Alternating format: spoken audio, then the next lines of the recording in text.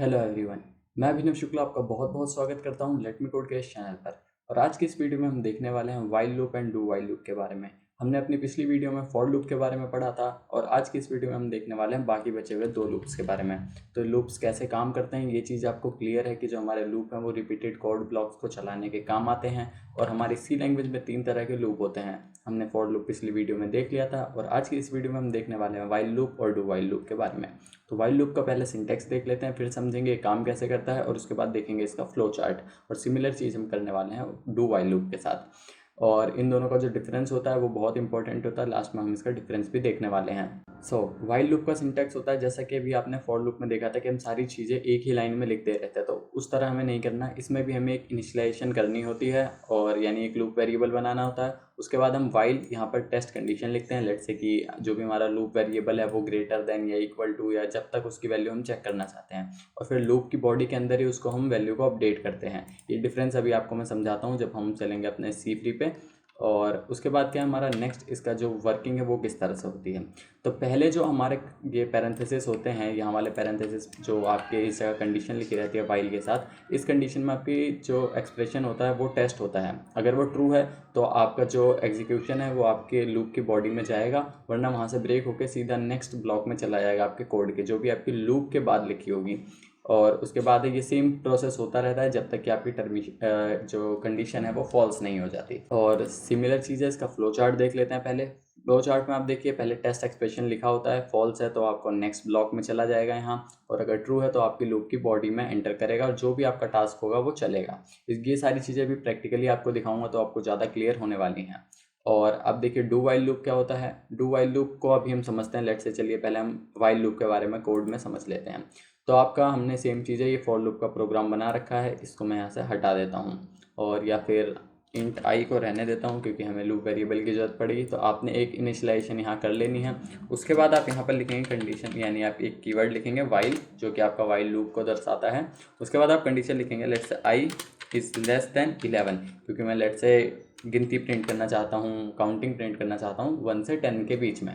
तो मैंने यहाँ लिखा। उसके बाद मैं यहाँ करूँगा प्रिंट एफ, और फिर मैं जो प्रिंट करना चाहता हूँ लेट्स से %t, और इसको मैं न्यू लाइन में ही प्रिंट करूँगा न्यू। एंड उसके बाद मैं किसको प्रिंट करना चाहता हूँ, आई को। तो इतना मेरा काम हो गया। तो क्या आप सोचते हैं कि इससे मेरा काम हो जाएगा, जो मैं गिनती प्रिंट करना चाहता हूँ हो जाएगी? तो चलिए इसे रन करके देखते हैं।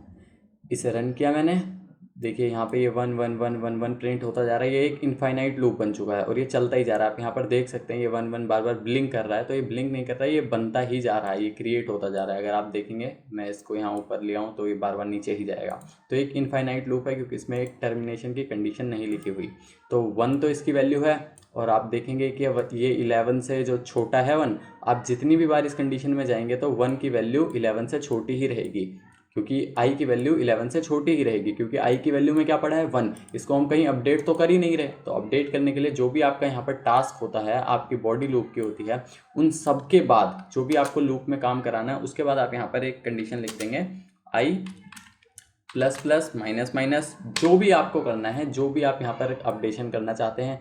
ये प्लस प्लस का मीन्स है 1 से बढ़ाना चाहते हैं, आप 2 से बढ़ाना चाहते हैं, प्लस इक्वल्स टू लिख सकते हैं, या मल्टीप्लाई डिवाइड, जिस तरह से भी कंडीशन लगाना चाहते हैं वो आप लिख सकते हैं। तो अब मैं इसे रन करके देखता हूँ क्या अब ये चलेगा। देखिए ये अब मेरा 1 से 10 तक की गिनती प्रिंट हो चुकी है। अब ये चला किस तरह से है पहले इसको समझ लेते हैं, इसका फ्लो। मैंने यहाँ लूप का वेरिएबल डिक्लेयर किया 1 से। उसके बाद मैंने कहा वाइल, जब तक मेरा आई यानी जो मेरा लूप का वेरिएबल है छोटा है किससे, 11 से, तब तक क्या करो, जैसे ही अगर इसकी वैल्यू छोटी है तो जाओ लूप की बॉडी के अंदर और प्रिंट कर दो इस आई को। तो मेरा पहली बार चला आई की वैल्यू कितनी है 1, मैंने देखा है क्या आई की वैल्यू मेरी 11 से छोटी है, हाँ है। तो मैंने क्या कर दिया प्रिंट। उसके बाद आई की वैल्यू अपडेट कर दी 2। ये सब हम फॉर लूप में एक ही लाइन में करते हैं, लेकिन यहाँ पर हम क्या करेंगे, इस जगह लिखेंगे और यहाँ पर आपकी कंडीशन आएगी। अपडेशन की एक्सप्रेशन टर्मिनेशन जो भी होने वाला है वो आप यहाँ पर लिखेंगे कि अपडेट इस तरह से करो। और ये चीज़ें हम फॉर लूप में एक ही लाइन में लिखते हैं, जो कि आपकी सेमी कॉलन से अलग होती है, ब्रेक करते हैं तीनों स्टेटमेंट्स को। तो ये वाइल लूप का पूरा जो ये प्रोग्राम था वो इस तरह से है। और अब हम समझते हैं डू वाइल के बारे में। आई थिंक आपको वाइल लूप समझ आ गया होगा। अगर आपको कोई डाउट है आप कमेंट करिए, नेक्स्ट वीडियो में हम डाउट सारे क्लियर कर लेंगे। और अब समझते हैं हम डू वाइल के बारे में। तो चलिए पहले इसको देखते हैं। तो जो हमारा डू वाइल होता है ये बिल्कुल ही वाइल लूप जैसा होता है, सिर्फ इसमें एक बहुत जो मेजर डिफरेंस है वो एक है कि आपका वाइल लूप तभी चलेगा जब आपकी पहली कंडीशन ट्रू होगी। यानी कि आपका अगर यहाँ पर आई है, ये कितना है, आई की वैल्यू लेट्स से अगर मैं यहाँ पर 15 कर देता हूँ वाइल लूप में और 14 कर दी मैंने, अब इसे अगर मैं रन करूँ तो क्या ये चलेगा? इसे रन किया मैंने, ये पहले इसको टर्मिनेट करना पड़ेगा। तो अब मैंने इसे रन किया, देखिए ये ब्लैंक है, यहाँ पर कुछ प्रिंट नहीं हुआ है क्योंकि मेरा ये लूप की बॉडी में नहीं गया। अब यही आपका एक जो मेजर डिफरेंस बनता है कि अगर आपकी पहली कंडीशन ही फॉल्स हो जाती है तो आपका वाइल लूप चलेगा ही नहीं। लेकिन डू वाइल में क्या है कि आपकी पहली कंडीशन फॉल्स होने के बाद भी एक बार एटलीस्ट आपका प्रोग्राम चलने वाला है। तो ये इसका मेन डिफरेंस है। तो यही चीज़ यहाँ पर ये लिखी हुई है, आप इसको पढ़ सकते हैं। और इसका सिंटैक्स देखते हैं। सिंटैक्स में आता है पहले डू, उसके बाद आपका जो भी स्टेटमेंट है, और उसके बाद वाइल जो आपके एक्सप्रेशन लिखना चाहते हैं टेस्ट करने के लिए। फ्लो चार्ट इसका देखते हैं। डू वाइल लूप की बॉडी आती है पहले, उसके बाद आपका कंडीशन चेक होता है। अगर फॉल्स है तो ये बाहर चला जाएगा और ट्रू है तो आपका दोबारा से कंडीशन के अंदर। तो इसका हमारा जो फ्लो चार्ट है वो इस तरह से ही काम करता है कि आपकी जो टेक्स्ट एक्सप्रेशन है, एक बार आपकी लूप की बॉडी चल चुकी है, उसके बाद आपने कंडीशन चेक करी, अगर फॉल्स है तो बाहर हो चुका। लेकिन इससे पहले आपको ये देखना है कि आपकी एक बार ये जो लूप की बॉडी है वो चल चुकी है, और अगर ट्रू है तो ये दोबारा जाएगा और लूप की बॉडी में चलेगा। तो चलिए अब इसको हम कोड करके देखते हैं अपने जो आईडी है इसके ऊपर। तो इसका जो प्रैक्टिकल इम्प्लीमेंटेशन है डू वाइल का, इसको देखने के लिए हम एक लेट्स से डबल बना लेते हैं। अब हमने जो सारी चीज़ें पढ़ रखी हैं उसको यूज़ करते हैं। लेट्स मैंने डबल बनाया एक n, और दूसरा मैं एक डबल ही बना लेता हूँ सम। तो ये दो मैंने यहाँ पर वेरिएबल्स बना लिए हैं। उसके बाद मैं क्या चाहता हूँ, मैं यूज़र से इनपुट लूँगा, उनका सम करूँगा, जब तक कि मैं n को इनपुट लूँगा उनका सम करूँगा, जब तक कि मेरा n यानी कोई नंबर यूज़र ऐसा इनपुट नहीं करता जो मुझे नहीं चाहिए। तो मैं अपनी जो वाइल की कंडीशन है वो तब लगाऊंगा, लेट्स से यूज़र ने अगर 0 एंटर किया तो मैं ब्रेक करना चाहता हूँ। तो यहाँ पर अब हम इसकी वैल्यू टेस्ट करते हैं। सो हम पहले एक इनपुट लेने के लिए करेंगे, पहले प्रिंट एफ कर देते हैं, प्रिंट एफ, और उसके बाद हम यहाँ पर डालेंगे कि एंटर नंबर। यहाँ पर हम इससे एक नंबर लेंगे।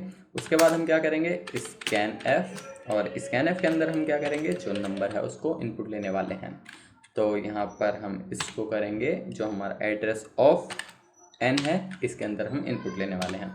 और उसके बाद हम क्या करेंगे, sum is equals to sum plus में एन, ये मेरा होने वाला है।